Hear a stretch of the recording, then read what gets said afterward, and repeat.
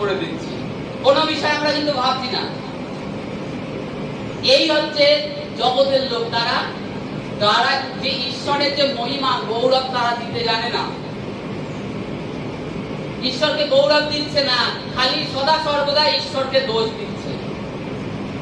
ঈশ্বর সময় সময়, যেটা সঠিক সময় ঋতু পরিবর্তন হওয়ার দরকার, ঠিক করে যাচ্ছেন,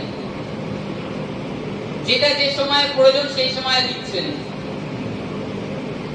গরম পড়েছে, গরমের জন্য কি ফল দরকার? আম, টক জাতীয় ফল, আরো আদার টক জাতীয় ফল আছে এই সিজনের জন্য।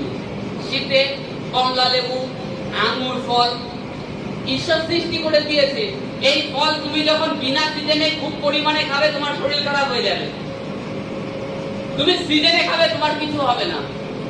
এর কারণ কি? ঈশ্বর সৃষ্টি করে দিয়েছে অলরেডি এই রূপ। আমাদের এই শরীরটাও সেই রূপ ম্যাচিং হয়ে গেছে, তাতে সহ্য করে নিয়েছে। ঈশ্বর জানেন এটা এই সময় প্রয়োজন, তাই তিনি দিয়েছেন। কেন? শীতকালে যদি আম দিত তাহলে কি হতো? এমনি আম খেলে নাকি ঘুম পায়, আর শীতকাল তো পুড়ে কাল, কি জানি তো ভালো করে, শীতকাল পুড়ে কাল, খেয়ে খালি ঘুমো ঘুমো। তাতে কি হতো? শরীর আরো খারাপ হতো, কারণ অলরেডি শীত, তুমি জামা কাপড় গাদা গাদা পরে থাকতে, লেপ পাতা তোমার উপরে গাদা গাদা থাকতো, তাতে তোমার কি হতো? শরীর খারাপ হতো। তাহলে এই ঈশ্বরকে নাকি আমরা দোষ দিয়ে যাই সদা সর্বদা।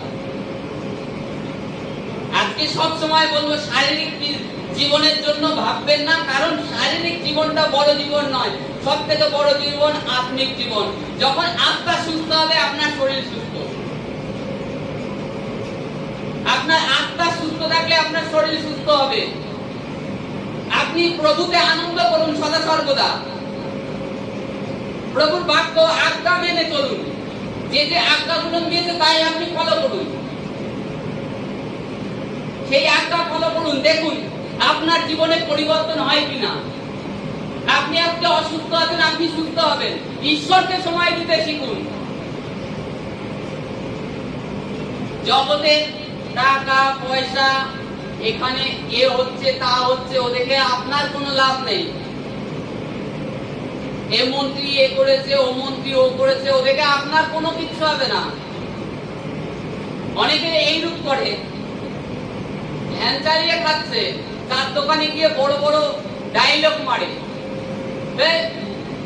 প্রধানমন্ত্রী এ করছে, মুখ্যমন্ত্রী এ করছে, এরকম ডায়লগ দেয়, অনেক রকম ডায়লগ দেয়। অথচ যে দেখো চাটাও খাচ্ছে ধার করে, চাটাও খাচ্ছে ধার করে। পরিশ্রমী হও, মুখে ভাষণ ছেড়ে লাভ নেই, কাজেও হও সেই রূপ।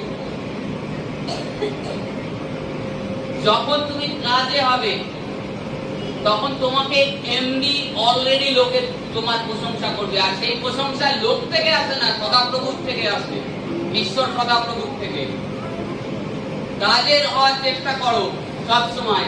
নিজেদের শারীরিক জীবনের ভাবনা ছাড়ো, ঈশ্বরের উপরে ছাড়ো, যে ঈশ্বর আজকে আমি তোমার শরণ নিয়েছি, আমার পরিবারকে, আমার ছেলেকে, আমার মেয়েকে, আমার স্বামীকে তুমি কন্ট্রোল করবে, আর আমি তোমার চরণে প্রার্থনা করব। পরিবর্তন হচ্ছে না বাড়িতে, আপনি প্রার্থনা করুন, হবে, নিরাশ হবেন না। আর সব থেকে একটা বিশ্বাসীর বড় ভুল হচ্ছে নিরাশ হয়ে যাওয়া। একবার দুবার তিনবার চারবার পাঁচবার 10 দিন 15 দিন প্রার্থনা করলো, পাচ্ছে না, উত্তর পাচ্ছে না, নিরাশ। আমরা এটাও জানি, দানিয়েল যখন প্রার্থনা করছিলেন, প্রার্থনা করতে করতে ঈশ্বরের কাছে একটা বিষয় প্রার্থনা লিখেছিলেন, তা প্রথম দিনই ঈশ্বর তার উত্তর পাঠিয়ে দিয়েছিলেন, কিন্তু দিয়াবল তার প্রার্থনা আটকে দিয়েছিল। প্রার্থনা আটকায়নি তো, যে দূতকে পাঠিয়েছিল গাব্রিয়েলকে আটকে দিয়েছিল।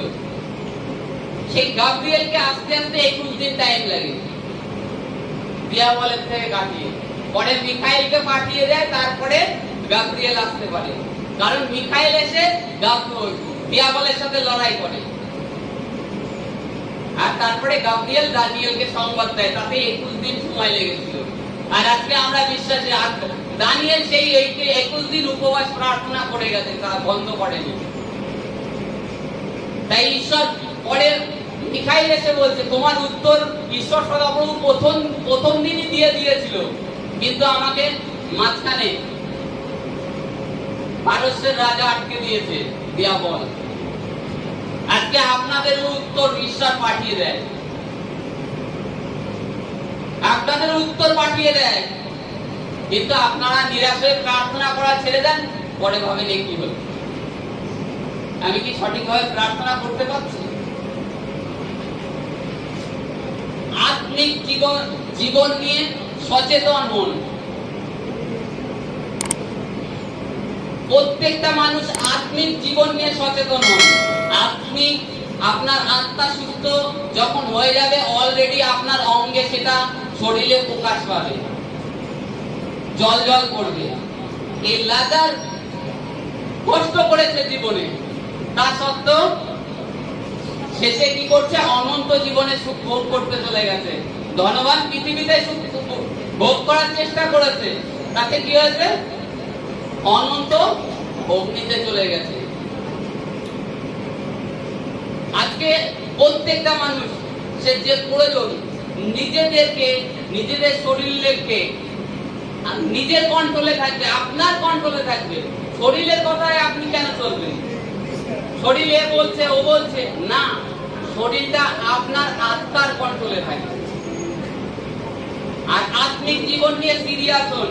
তারপরে ভগবান বলে লাগতে আব্রাহামকে, হে আব্রাহাম, হে পিতা, আপনি আমার বাড়িতে লাজারকে পাঠিয়ে দিন,